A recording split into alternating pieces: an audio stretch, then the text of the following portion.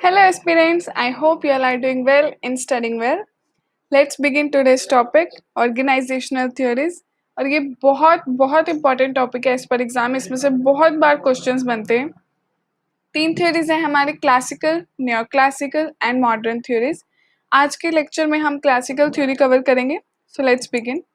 Classical theory. Classical theory हमारी क्या कहती है, जो हमारे क्लासिकल राइटर्स थे ना, वो ये मानते थे कि जो ऑर्गेनाइजेशन है ना, वो एक मशीन है एंड जो उसमें एम्प्लॉयज काम कर रहे हैं वो एक कंपोनेंट्स हैं, उस मशीन के पार्ट्स हैं। तो अगर आपको ऑर्गेनाइजेशन की एफिशिएंसी बढ़ानी है ना, तो आपके एम्प्लॉयज इफेक्टिवली काम कर रहे होने चाहिए। अगर वो अच्छे से काम कर रहे होंगे तो आपकी ऑर्गेनाइजेशन की एफिशिएंसी ऑटोमेटिकली बढ़ेगी।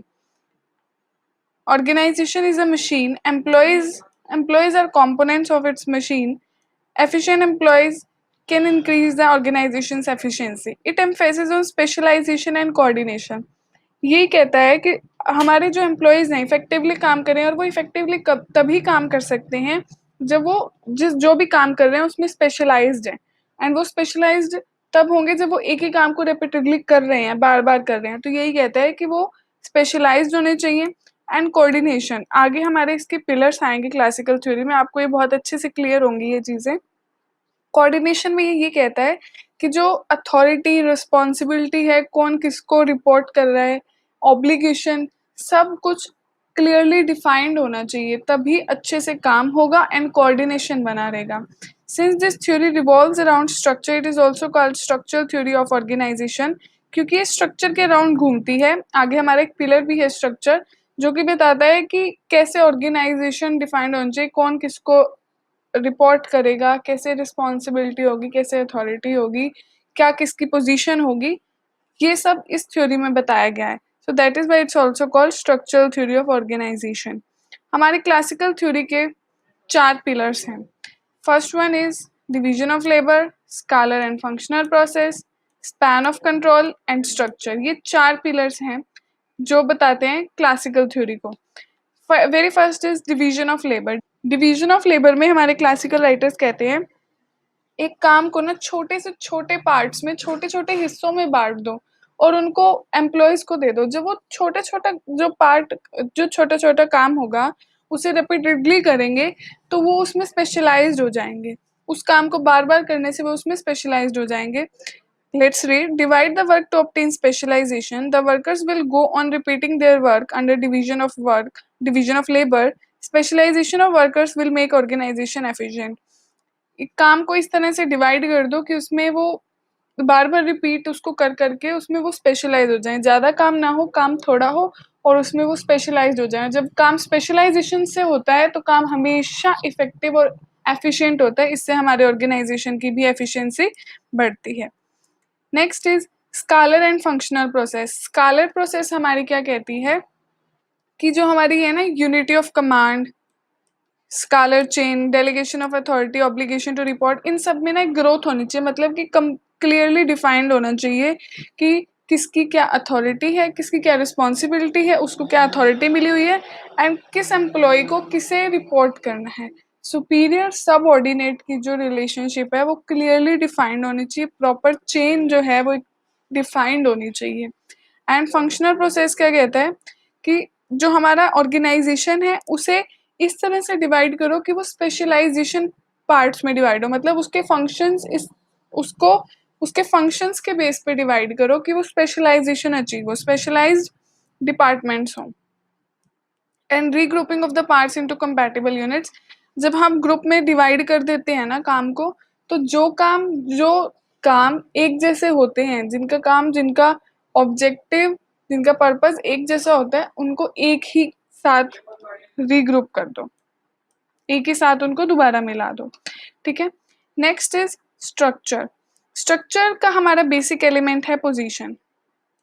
The basic element of structure is position. ये क्या कहता है कि हर पोजीशन को ना एक स्पेसिफिक टास्क दे दो। पोजीशन को मतलब जो जिस भी पोजीशन पे एम्प्लॉयज बैठे हैं उनको एक स्पेसिफिक टास्क दे दो एंड उनको उस टास्क को अचीव करने के लिए अथॉरिटी भी दे दो कि वो उसको अचीव कर सके। एंड फिर ये देखो कि वो कितना इफेक्टिवली उसे अचीव कर रहे हैं। अगर तो वो बहुत इफेक्टिवली अचीव कर रहे हैं, बहुत अच्छे से काम कर रहे हैं, दैट मीन्स जो हमारा ऑर्गेनाइजेशन है वो इफेक्टिवली है।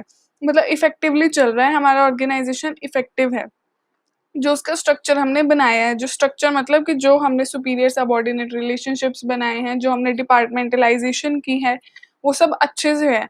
अगर काम बहुत जल्दी हो रहा है और गोल्स हमारे अच्छे से अचीव हो रहे हैं, ठीक है।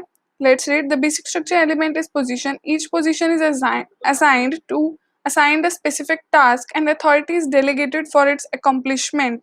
The efficiency with which these tasks will be accomplished will determine the effectiveness of the organization. वही बताएगा कि हमारा ऑर्गेनाइजेशन कितना इफेक्टिव है।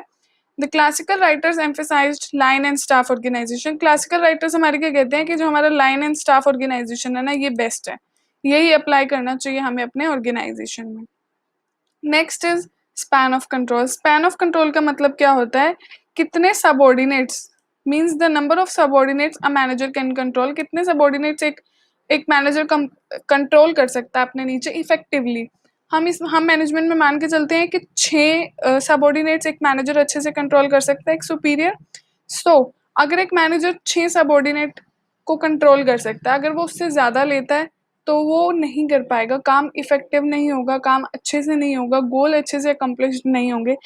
तो और अगर उससे कम लेता है तो उसकी जो नॉलेज है वो प्रॉपर यूटिलाइज नहीं हुई, उसकी एफिशिएंसी प्रॉपरली यूज नहीं हुई, तो ना तो वो कम होने चाहिए और ना ही वो ज़्यादा होने चाहिए। स्पैन ऑफ कंट्रोल जितने वो अच्छे से हैंडल कर सकता है, कंट्रोल कर सकता है एक मैनेजर, उतने ही उसे उसके अंडर सबऑर्डिनेट्स दिए जाने चाहिए ताकि वो काम अच्छे से हो, ताकि गोल्स अच्छे से अचीव हों।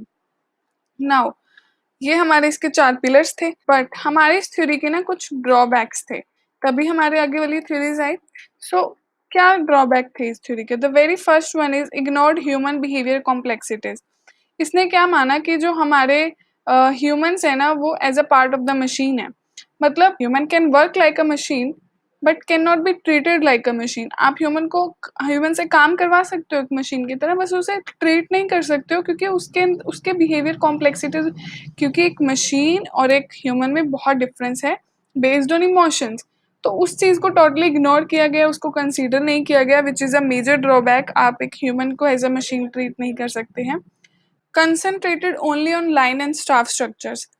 हमारे क्लासिकल राइटर्स ने क्या कहा है, हमने पीछे स्ट्रक्चर वाले पिलर में ही पढ़ा कि line and staff structure best है। मतलब इन्होंने और कोई देखा ही नहीं है, इसको इसी को कह दिया कि यही बेस्ट है, और कोई अप्लाई नहीं करके देखा, और रीजंस नहीं है कि ये क्यों बेस्ट है, क्योंकि और किसी को अप्लाई करके देखा ही नहीं है।